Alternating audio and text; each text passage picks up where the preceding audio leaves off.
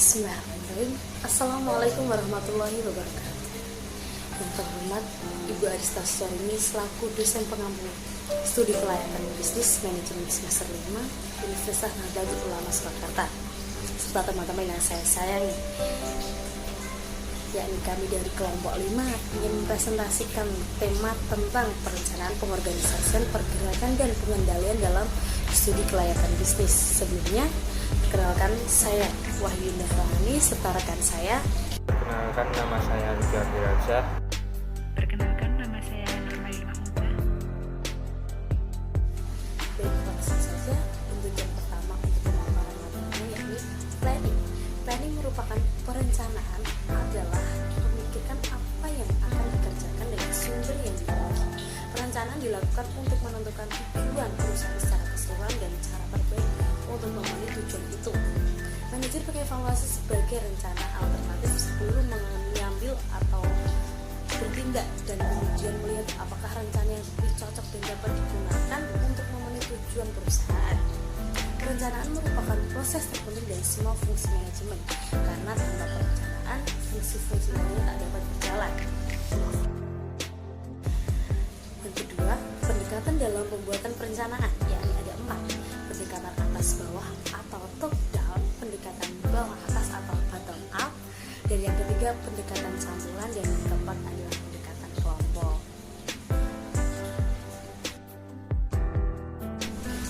Yang ketiga, fungsi atau kegunaan perencanaan merupakan mengurangi ketidakpastian serta perubahan pada waktu mendatang, mengarahkan perhatian pada tujuan, memperingan biaya, sarana untuk mengadakan pengawasan, penerjemah kebijakan umum berupa pemikiran yang bersifat ramalan, serta fungsinya ekonomi. Mungkin saya rasa cukup dari saya, akan dilanjutkan oleh Mas Luki. Silakan Mas Luki. Saya akan melanjutkan presentasi dari Mbak Indah. Langkah-langkah dalam perencanaan.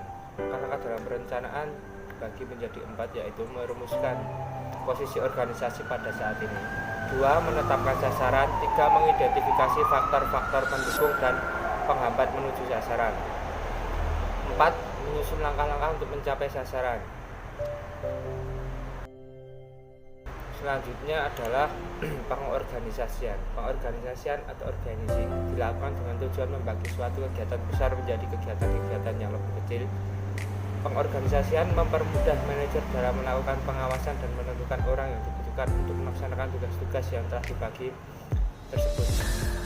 Pengorganisasian dapat dilakukan dengan cara menentukan tugas apa yang harus dikerjakan, siapa yang harus mengerjakannya, bagaimana tugas-tugas tersebut dikelompokkan, siapa yang bertanggung jawab atau atas tugas tersebut, pada tingkatan mana keputusan harus diambil.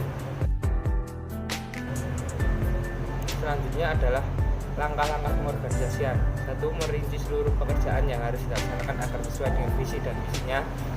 2, membagi beban kerja ke dalam aktivitas secara logis dan memadai, dilakukan oleh seseorang atau kelompok. 3, mengkombinasikan pekerjaan anggota organisasi secara logis dan efisien.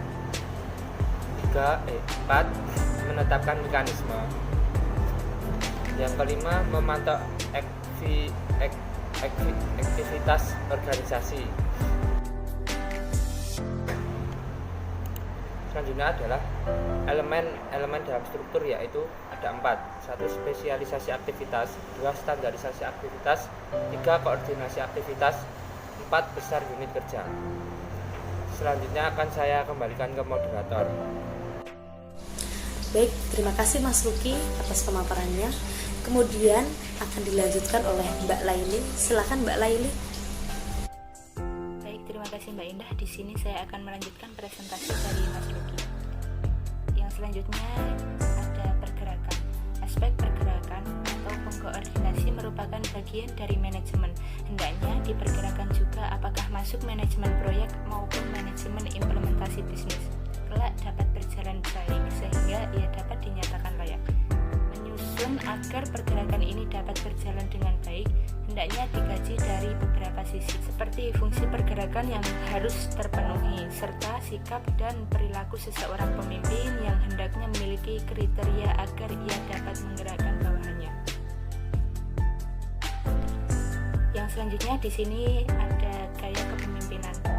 Gaya kepemimpinan dibagi menjadi 3. Yang pertama autokratis, yang kedua demokrasi, dan yang terakhir kendali bebas. Baik, yang selanjutnya ada pengendalian. Monitoring pengevaluasian atau evaluating adalah proses pengawasan dan pengendalian performa perusahaan untuk memastikan bahwa jalannya perusahaan sesuai dengan rencana yang telah ditetapkan.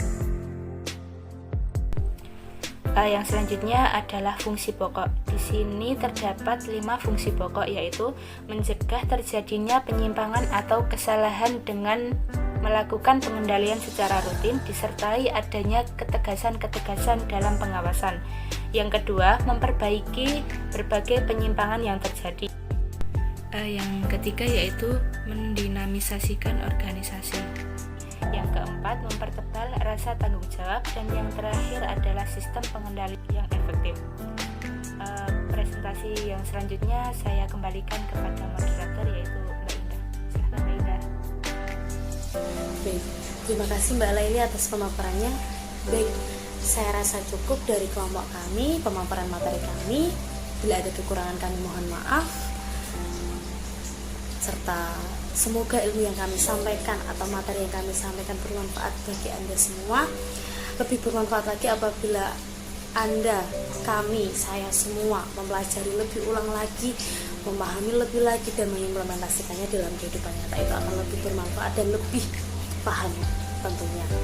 Cukup sekian dari presentasi kami. Bila ada kekurangan kami mohon maaf. Terima kasih. Tetap semangat, jaga kesehatan, semoga cepat bertemu. Wassalamualaikum warahmatullahi wabarakatuh.